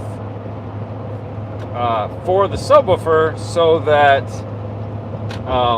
when you set them down on the floor, they can rest on those and not screw up the subwoofer. So different thought process, but same basic idea. But the grills, yeah, you gotta go. Same thing. JBL Stadium GTO 600Cs in particular. You know which ones he's talking about? JBLs. Yeah. The That's stadium? yeah, the stadiums. Is that the ones that Paul has? The ones that the Paul has, yes. We haven't put any of those in. Yeah. I know I we think have. we did one. Did we do one? Yeah. Okay. Yeah. It's starting to rattle now. Yeah, I don't think it's starting to rattle. Box needs to be tightened up. Great. It's gonna fall out. We're gonna hit the brakes. The box is gonna come forward and squish us. Thoughts on the new Kenwood KFC XH170s? Those are the new 6.5s. They are phenomenal. They really. Go ahead. No, I have a question. Yes. What's C stands for? Kentucky Fried Chicken. On Kenwood? No, I They have just no idea. love Kentucky Fried Chicken and they just like KFC? Who knows, man? I don't know. Ask Seth. I'm sure at some point in my life I knew. If someone knows what the KFC From Kenwood. for Kenwood stands for, by all means, Fernando would like to know. But either way, no. The new ones are great. They really improved the tweeter on the new set of speakers from this year, from this set to the previous set. It's an awesome component. I really like what they've done with that. Yeah. I like the old ones, but I like these a lot more. Isn't JBL made by Harman Kardon? JBL's owned by Harman Kardon. So Harman Kardon is a buying group. They don't make really, like, the Harman stuff doesn't really exist in the world too much anymore. But yeah, Harman Kardon they own JBL, they own Infinity, they own Mark Levinson, they own Apogee, and all of it is owned by Samsung. So it's all a Samsung company. Samsung bought them a couple years ago because they wanted to get into the automotive business. Harman Kardon's primary business is not car audio, but they are the largest audio manufacturer, even though we don't see a lot of it in the aftermarket world. That's because they build everything for OEM. They make radios, they make everything. So like a Chrysler, all that crap is. They make body control modules, they make everything. They are tons and tons of money. Oh yeah, that's annoying. Here we go. What is shaking? It's like it's so year. It's happened. So it's starting to loosen up. Hey, baby. Do you know any company that makes a steering wheel control module for aftermarket head units in a 2021 Nissan Frontier and adapter for backup camera? Ooh, dude, if Metro doesn't make one, then no. Because that would be the only company that makes anything for a Nissan at this point. Yeah. So check MetroOnline.com. If they list the car, you're golden. If they don't list the car, there ain't nobody that's making one. At this point, no. Any factory car audio setups you guys are impressed by? Factory setup? There has been, but I don't remember what cars they were. I mean, I've sat in cars before and I've been like, oh wow, this is pretty nice, and they've, like, I want to do this, and I'm like, why? Yeah, pretty much. It's like, well, I want it to.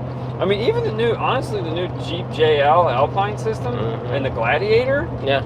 It sounds really, really good, and it's like, you want more than this? And they're like, yeah, and it's like, okay, well. And I don't blame it. Like probably you had exactly you probably have a better stuff before, and then you like kind of like used to that sound. Everyone always says the same thing. I want it louder, and it's like, okay. The thing is, like, all right, in a Jeep, you take the top off, you drive in 70 miles an hour. I own a convertible, man. I know. I know how and, this and then works. you have to turn the volume all the way up. And I do. Because it's like, I need to find a guy that staying away. Game. I love. I don't know, man. It's okay. I just like to have the control. Whatever. Every time. Okay. Just but no, drift. the drift. Yeah, you ain't drifting on this thing.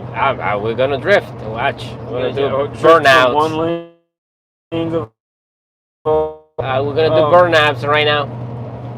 I also feel like the KXA 801 is worth the extra money over the CXA 801 just for the bass knob.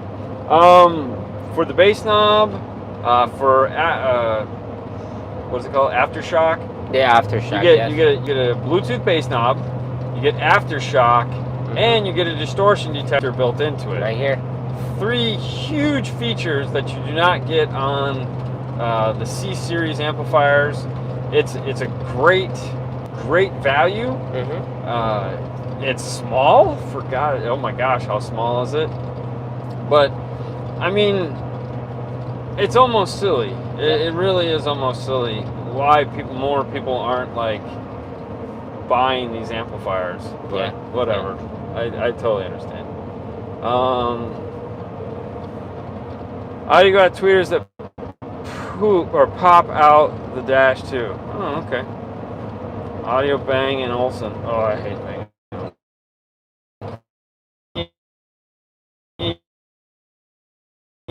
Dead zone. Yeah. As far as what we were saying is, no, we're not going to any competitions. We only have so many days that we can pick and choose to do things like that. Yeah. About the biggest competition we're going to go to, which really isn't competition, is going to be SEMA in November. It's a lot of competition for manufacturers. So yeah. They got home speakers that you adjust the tweeter's dispersion. Well, Bang & Olufsen had a lot of things. Bang & Olufsen was one of the first companies to use Class D amplifiers in home speakers. They made that cool 5-disc CD player that went on the wall. Bang & Olufsen used to sell a TV. In the 90s, Bang & Olufsen was the yuppie of yuppies. I mean, they had this cool stereo that looked like a keyboard. I mean, it was awesome. Most people don't even remember what Bang & Olufsen was to what it is now. They had these tube speakers. They looked just like, and they came down to a point at the bottom, and they were just filled with like 2.5 or 3-inch drivers. It was really exceptional stuff.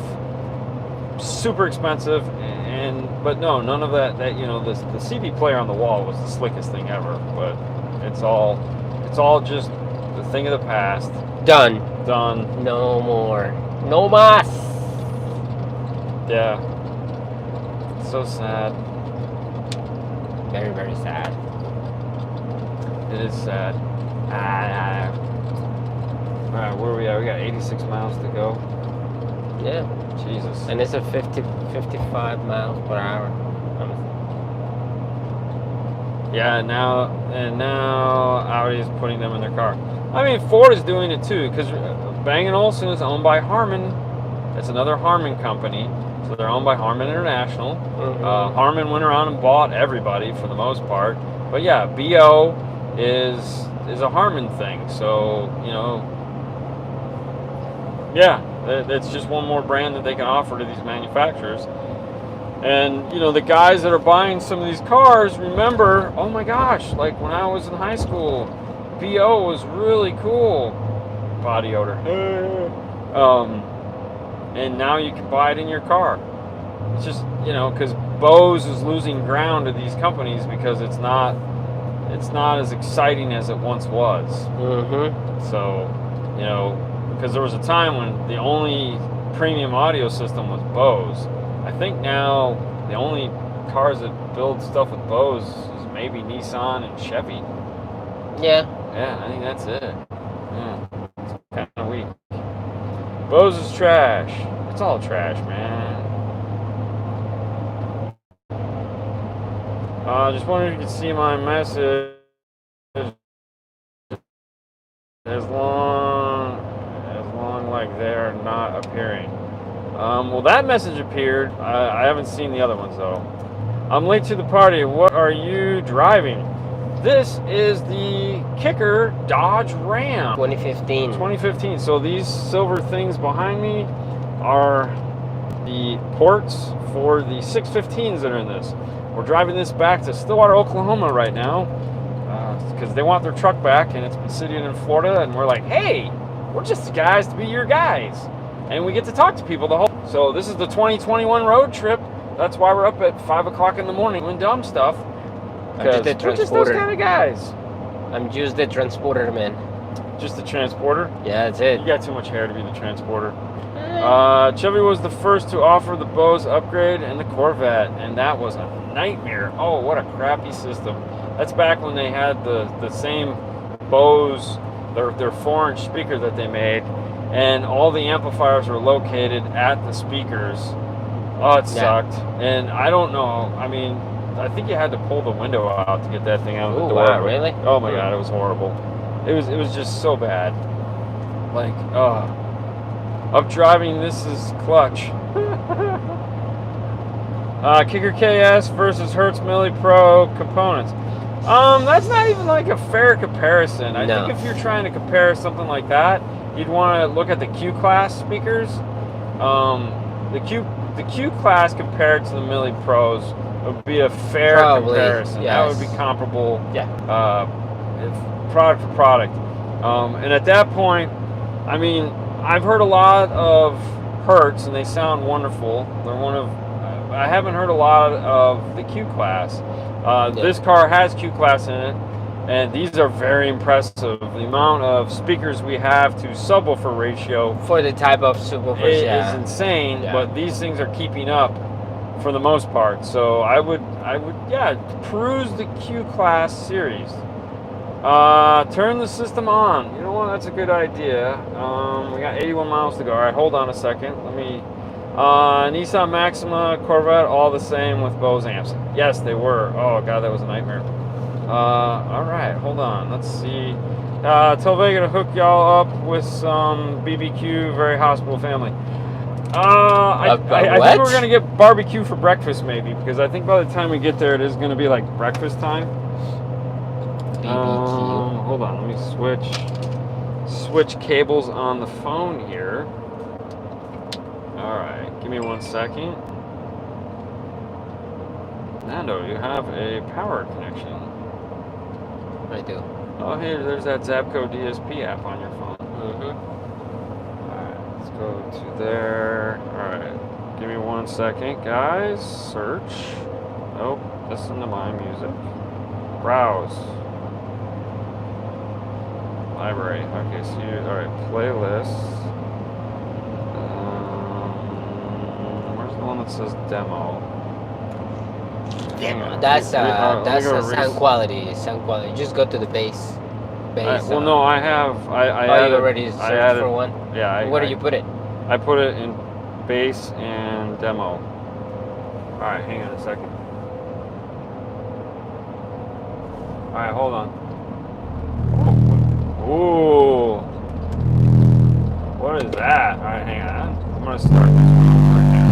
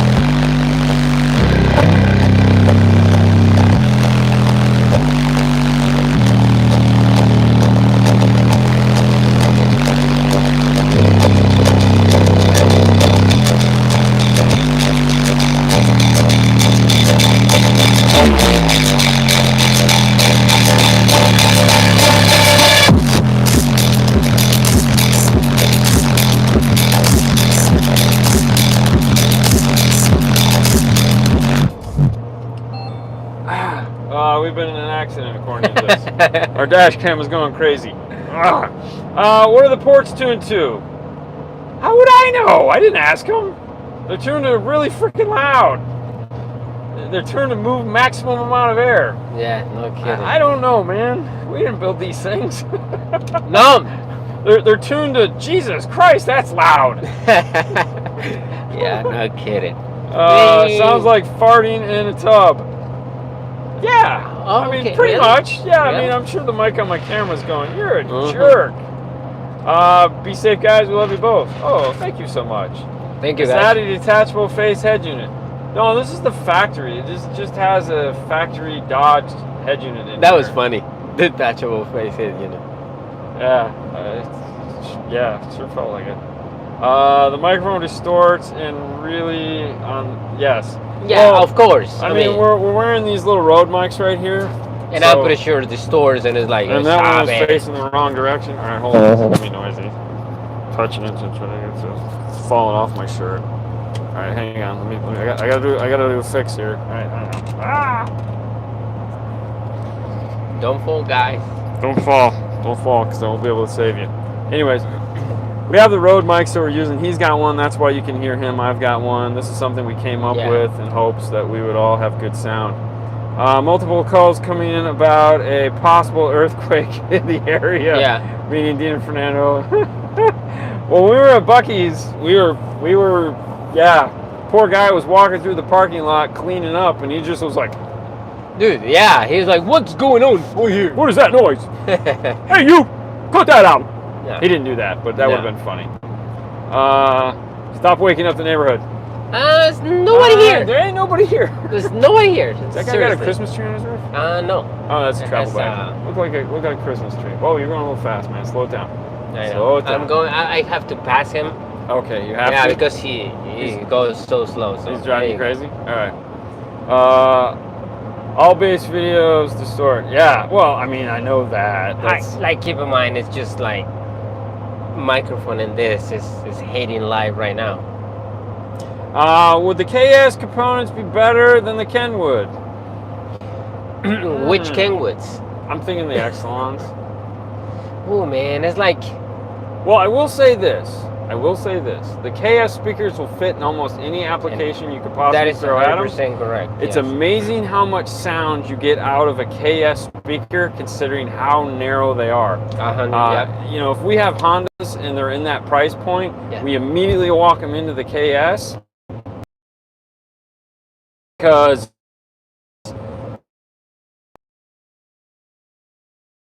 doing out of them Yeah. for that price point. Yeah. So from that regards, it's an awesome speaker for sure. Yeah.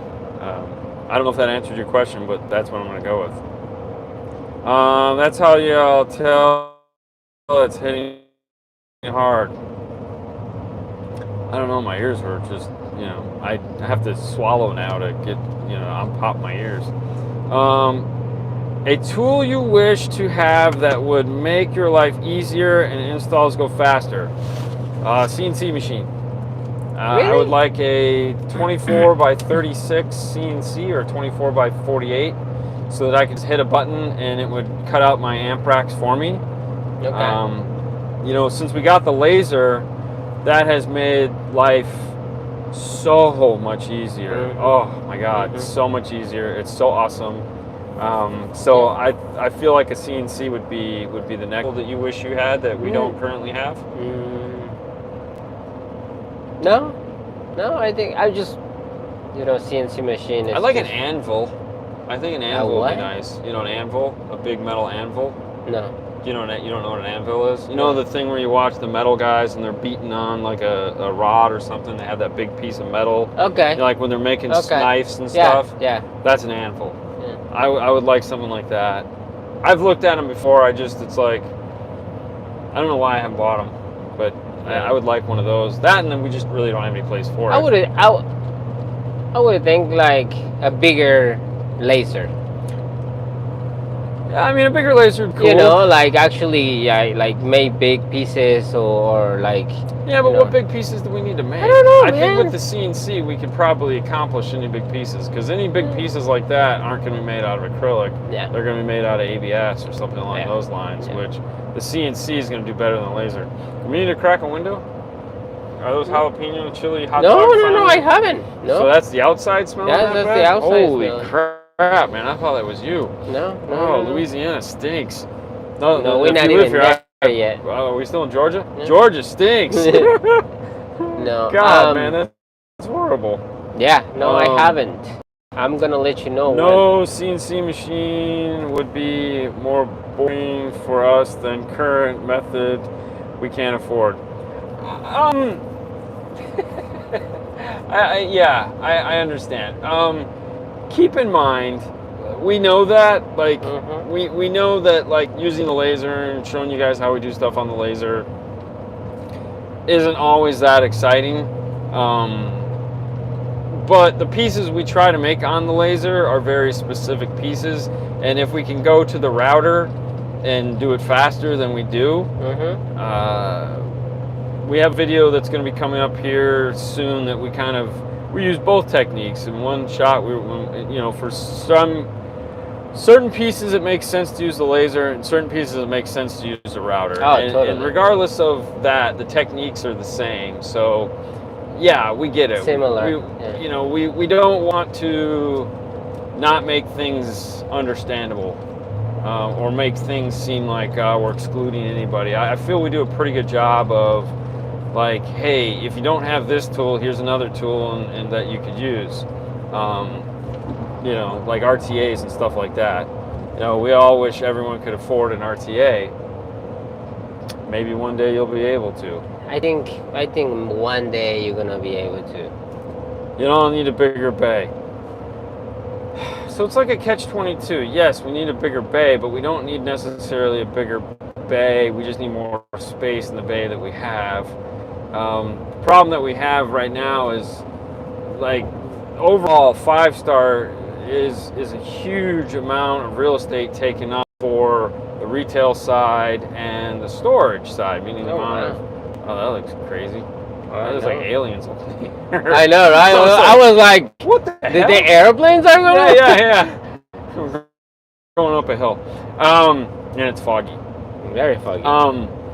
So our install bay is actually the smallest portion of the store, but the store itself is comprised of 3 buildings. But the location that we have, he really likes the location, so it's just tough. It's just tough. Did you make it Hi-Fi Vega? All right, hold on. Did you make Hi-Fi Vega speaker adapters for his truck? He hasn't asked me to yet, but if he did, I would more than happily make them. Do you have a 3D printer helping with fabrication for installs? No, we don't, because of the time constraints. Yeah. So it's gonna be like 10 hours, 12 hours. I hear some of these like it's been 22 hours printing. I'm like, who's keeping an eye on it? Yeah.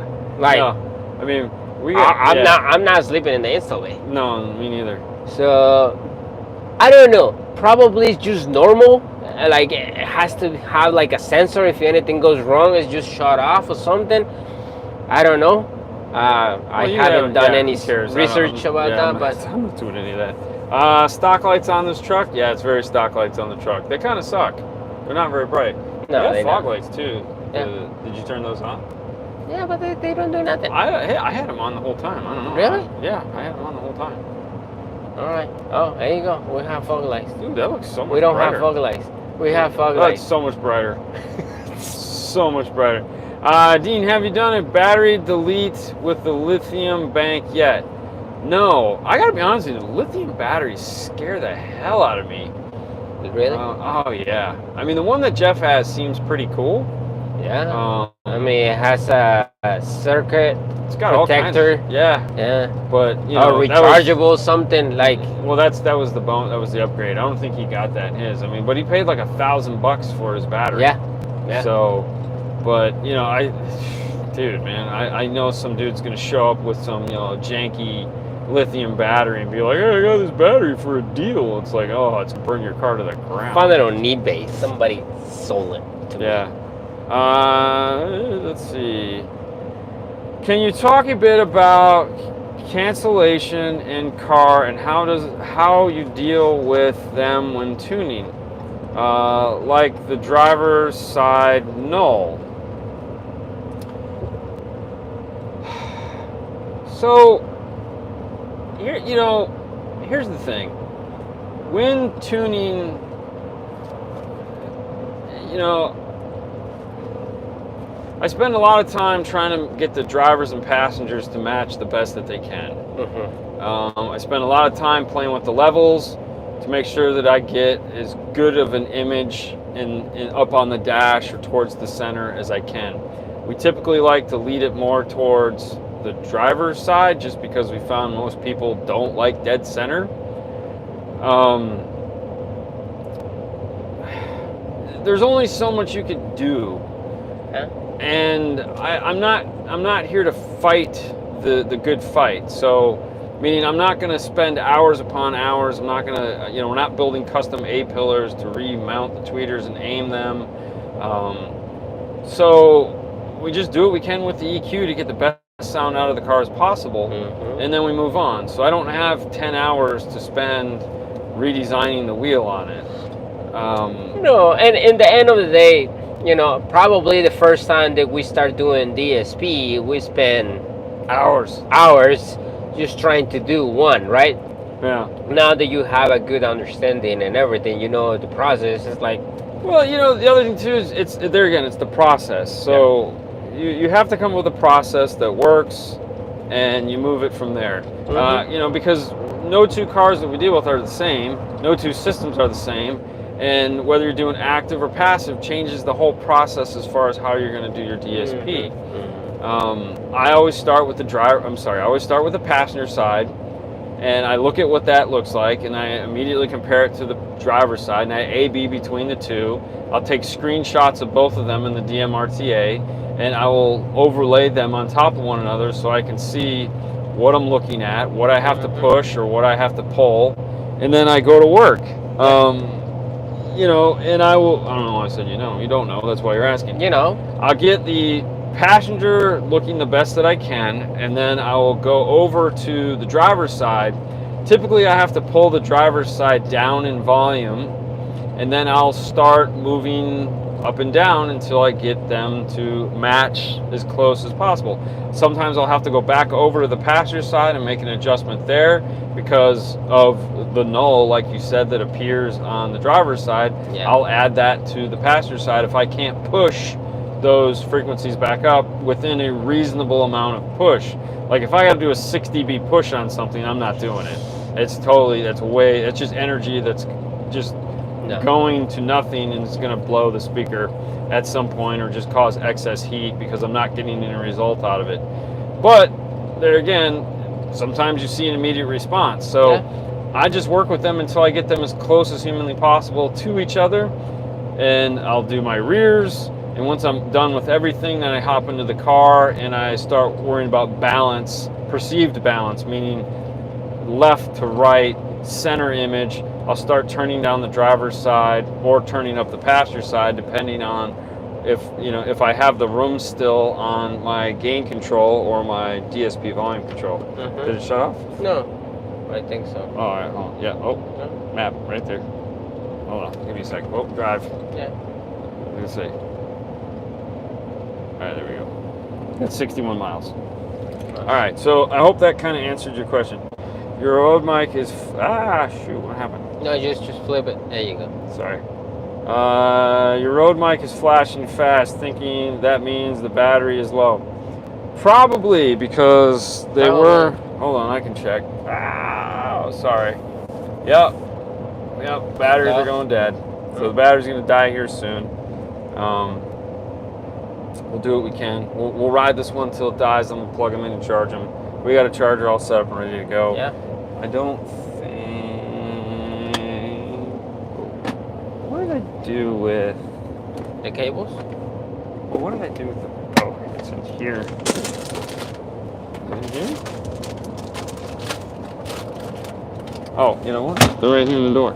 That's very loud. I'm sorry, I didn't mean to be loud. All right, guys, give me 1 second. That was super loud. You're making a lot of noise, dude. I know. I'm sorry. People are sleeping right now. Okay. There's that. Never tried this. Can touch this. All right, give me 1 second, guys. Maybe 2 seconds. Alright, it's been more than 2 seconds, okay? Well, you could talk. All right, hold on. I don't know if this is gonna reach. From? Oh, of course it's gonna reach. You can put it like under your knees or whatever. All right, hang on. I'm gonna. I'm sorry. Ah, there we go. All right. Look at that. So we'll give this a try. All right.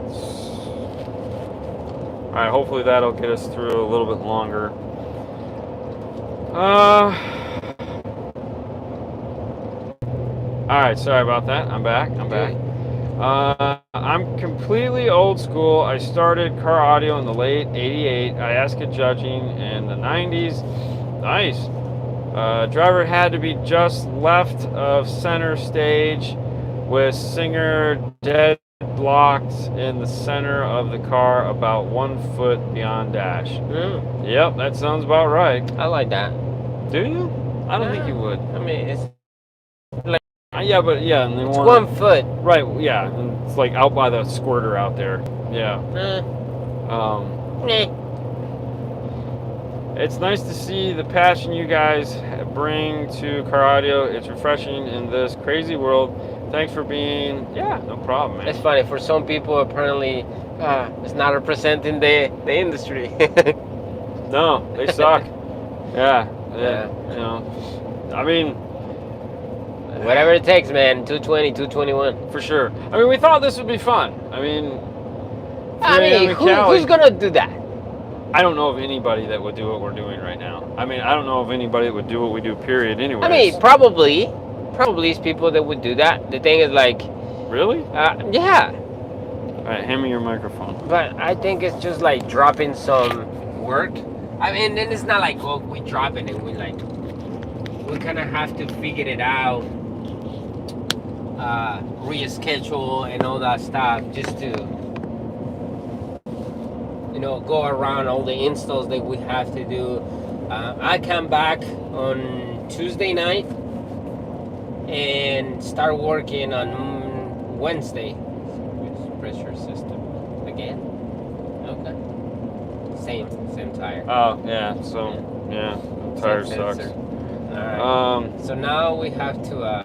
They're gonna reduce the value of the truck if we buy it. It's 6 a.m. Do you know where Dean and Fernando are? We're 55 miles away from Leeds, Louisiana. Is kind of where we're at right now. Louisiana. Yeah, isn't that chicken? No? Yeah, Popeyes, That's Popeyes, Louisiana baby. chicken. That's Popeyes. All right. Yeah, and the kicker truck. We're still going. Yeah, I mean, you know. It's no go. Yeah, I was gonna say, what else? Back, yeah, I mean, we what's can't. the point? Yeah, we can't stop. I mean, Can't touch this. I know it's can't can't stop this. Blah, blah, blah, blah. Can't stop this. That's okay. It's okay. If you hit that top arrow on the left by your thumb, it'll pull that speedometer back up for you. No, Yeah, never mind. there you go. Yeah. See, there you go. See, you're going I slow. was just like, I know I'm you were 68. stuck. Yeah, it's 65. Yeah. See, that's what cruise control, man. I know. That's what I cruise put it control up. does. All right, hold on. Let's see. Kicker key front stage with KS69 and 2.5 components, and an 801 on 2 P3 shallow 10s and Foxbox with 706 decks for Tundra, budget build, Dean and Fernando approved. All right, so here's the one. I don't know if I would do that because you're going with the 801. All right, so you got about $250 in a key. Your 706 is going to have time alignment. It's going to have a 13-band EQ. It's got good time alignment too. If you're going with the, I wonder if the 706 will do network. I don't think it'll do network mode. Does it do? I don't know. I don't know if the 706 does network. Either way, the 2-inch comes with a bass blocker. I would look at maybe getting the KX like 200.4 4-channel. You get more power. I mean, Okay. I feel like that might be a better move. Like, I don't ever, if I'm going with an aftermarket radio, I don't ever really go kicker key. No. I just, the kicker key I reserve mainly for factory radios. I mean, you you can use do it. It's Yeah. It's not like, not oh, no, like can't. don't do that. But if I got an aftermarket radio, totally. I feel like it's a redundant feature. I don't know. I know it's weird, but that's kind of how I felt on that one. But you still can use it. You still can do it. It's Yeah. still a great system. Yeah. Best interface use has anything for that yet. Yeah, I think there is a best interface to use for that. I don't even think we've dug into that one yet to see what the heck is going on. So that would be a tough one. I don't have an answer for you on that guy yet. But if it's an HK system, my guess is you're going to have to go after the amplifier. So Yeah. you're going to have to figure out how many channels you have. So how would we approach it, I guess would be the best question, is the first thing we do is we would search iData, we would search Metra. We know PAC doesn't make anything. If neither one of those guys showed up having anything, now we're digging into the car. So we're seeing how many channels we have. So, for example, if it's like a 3-way set, is it a 4-channel 3-way set, or is it a 6-channel 3-way set? These are all things anyways, I was saying, in the HK system, more than likely you're not going to want to sum anything together. You're going to go channel for channel installation. So however many channels there are, you're going to match that with your aftermarket stereo. 6 a.m. their time. Where in the world are DNF? Somewhere either in Georgia or Louisiana.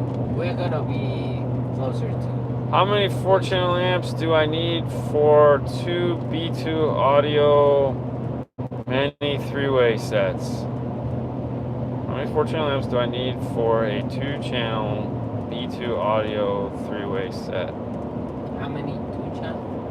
Wait, 4 channels. How many 4 channels for a 3-way? Well, if you're going active, it's channel per speaker. So if you have a 3-way set, you need a minimum of 6 channels. So that would be 2 4-channel amplifiers 2 4-channel. at a minimum. You know, you could get a 2-channel and but B2 makes a 6-channel. B2 makes a 6-channel amplifier. You might want to check that out. We did that. If you're doing 2 sets of 3-ways, then you check out B2 makes a 6-channel amplifier. They do. Check that out. That might be what you're looking for. Would you, as installers, appreciate big companies making install kits similar to the F1 but on a budget level. I mean, I feel they do that now, but no one ever pays attention to it. So, for example, like Audison has the full Prima line.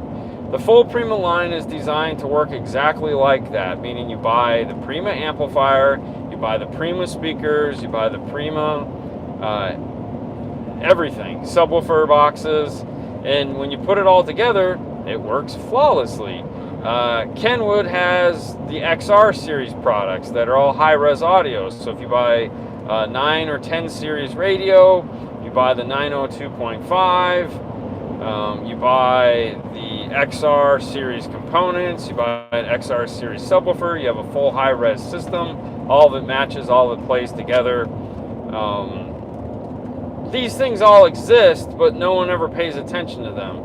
Alpine's F1 status, we just found out, had a price increase. Back to what we were talking about earlier about things costing more. It is going to be $35,000. What? We also found out it's not an 8-inch subwoofer, it's an 11-inch subwoofer. What? But it's going to be $35,000, and there is some quirks that it has. So we will know more shortly. But yeah, 35 grand. There you go, man. Start saving some money. Start saving some money for sure.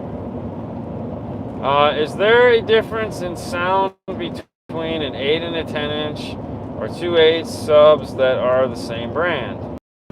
Yeah, it's surface area. So when you look at an 8-inch and a 10-inch, there's more cone area on a 10-inch, but there's less area on one 10-inch when compared to 2 8-inch. So it all comes down to surface area. How much air is that cone producing? So when you're comparing like to like, you have to take how much area of air that driver can move. An 8 moves less than a 10, but 2 8s is going to move more than 1 10. So that's how you figure that out. Audio Control LC6 1200, check that out. Oh, for a 6-channel, definitely. If you're trying to do a 3-way set, the LC 6-channel. The other nice thing about the LC's 6-1200 is it has a bandpass crossover built into it and a 10-time multiplier switch, so you can do tweeter, mid bass very easily from it. We okay? Yep. Oh, they're not going to hear it down there. I will try. I'm trying to get Fernando. No, like. Oh, hold on. Hear me from yours. No, they can't. Hold on. There you go. Well, aim it. There, now it's aimed right at you. 1, 2, 3, 4, 5. 1, 2, 3, 4, 5.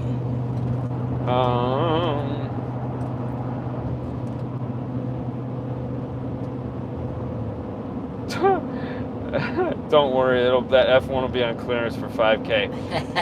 I don't think so, bro. No, man, it won't be. I can tell you that right now. That high-res player.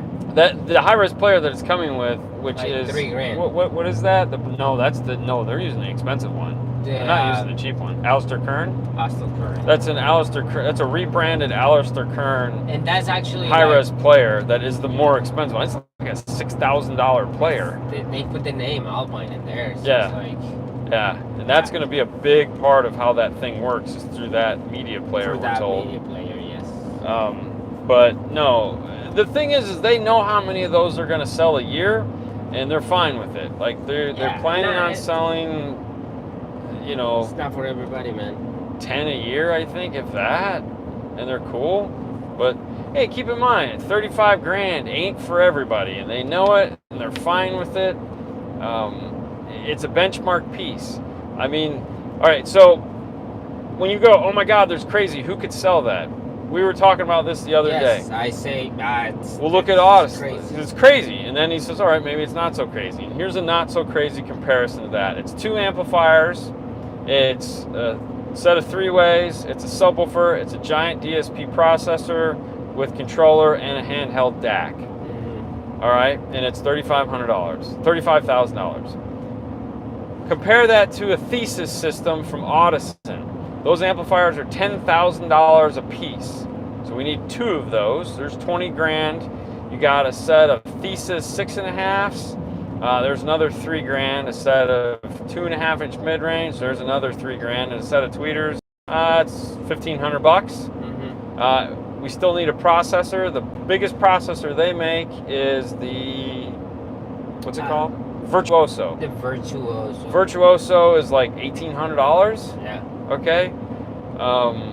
Boom.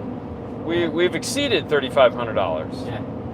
So these systems already exist. This is just Alpine making theirs. And then that's not even going into like Focal, like Utopia M's.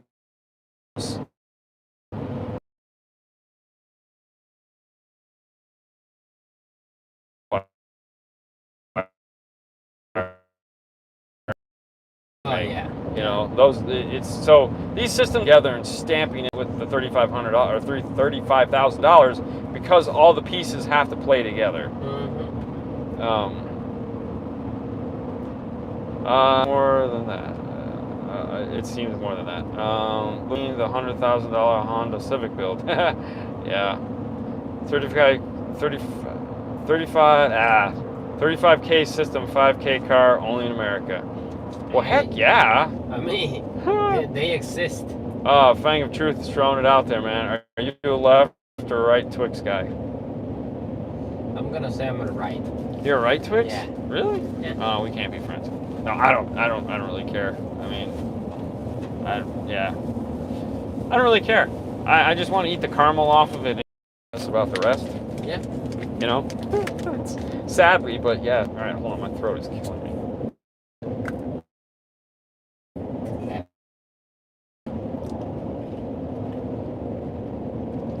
Right. That's right. Oh, that's much better. Got a little cooler back here filled with Coke. That's a big cooler that we have in there. Yeah. Well, those are little cans of Coke. Right. Did somebody say Coke? What are you talking about, man? Smells good. Woo! Yeah. Let's go! It reminds me of the scene from Nobody, when the guy walks into the bar, takes a shot, walks over, does a snort of Coke, gets up on the stage, starts singing, goes over and kills the guy with a wine glass. I mean, what more could you ask for? Okay. You saw that movie. No, what kind of movie? Nobody. Oh yeah. The Crazy Russian. All right, hold on. Here we go. Who are you? Get a Coke and a smile and shut up. Yep. I hear you. Dean, what's the power wire size for the T1005? This is going to be a debated topic forever and ever. It calls in the instructions, it says it'll take a... warning, whatever happened to Pioneer Premier? That was the first financial crisis. They blamed it on that. What the reality was is Pioneer as a company was upset because Premier was becoming more popular than Pioneer, and they didn't want to have people think that it wasn't Pioneer. So it was more of they created a product that was too good, and people started to refer to it as Premier. Just like in the home audio, it was Pioneer Elite, and people were just calling it, oh, you have an Elite receiver? They didn't like that. They didn't like their name not being associated with their product. So back in, 2007, 2008, they discontinued the Pioneer brand, saying that it wasn't economically sound in order to sell the products anymore. But the reality is they didn't like the name. Now they've tried to come out with Limited as a feature, but it's not really catching on. And there's no added value to it. It's like, oh, we'll give you a remote. Like, who the hell still uses a handheld remote? That company is so out of touch.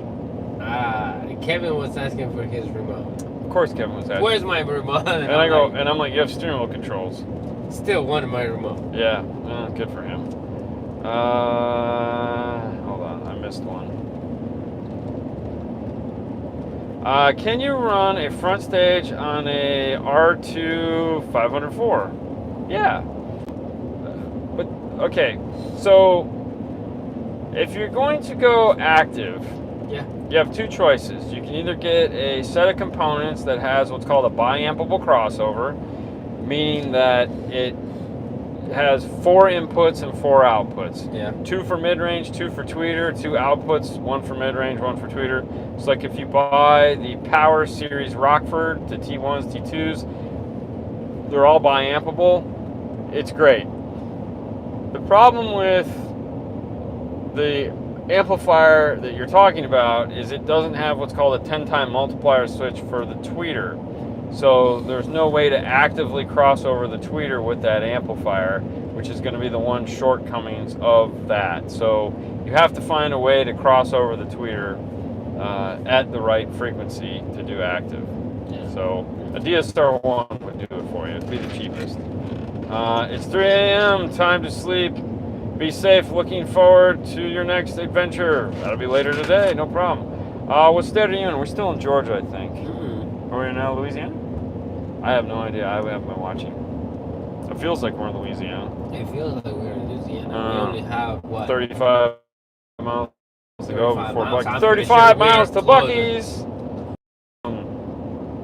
Can I use an LC1i and tap into a factory sub and retain factory sub controls if I tune it with the factory sub setting on max? I think I understand what you're saying, and the answer to the question should be yes. If there's a factory subwoofer control built into the radio and you're using the LC1i as your high level to low level adapter, yeah, everything should work fine. What will be the best setup for a Dodge Magnum for a stereo? That's kind of a broad question.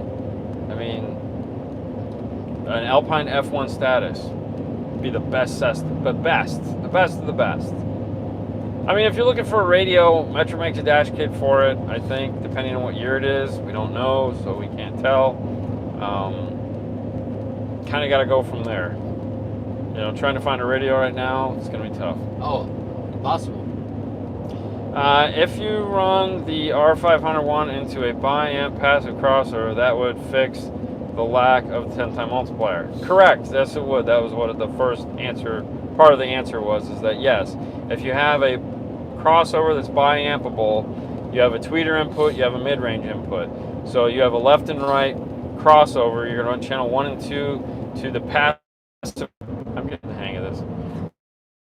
Anyways, you're going to run the rear into the mid bass, and then you're going to obviously do the matching outputs of those speakers, in which case, yes, it will work great. You'll get, now, don't attenuate the tweeter, meaning run in the passive crossover, it's going to be the option to do attenuation on the tweeter. Don't do that. Leave it at 0 setting and use the gain to turn the tweeter down. You're never going to turn the tweeter up, you're going to turn the tweeter down because it's going to be plenty loud.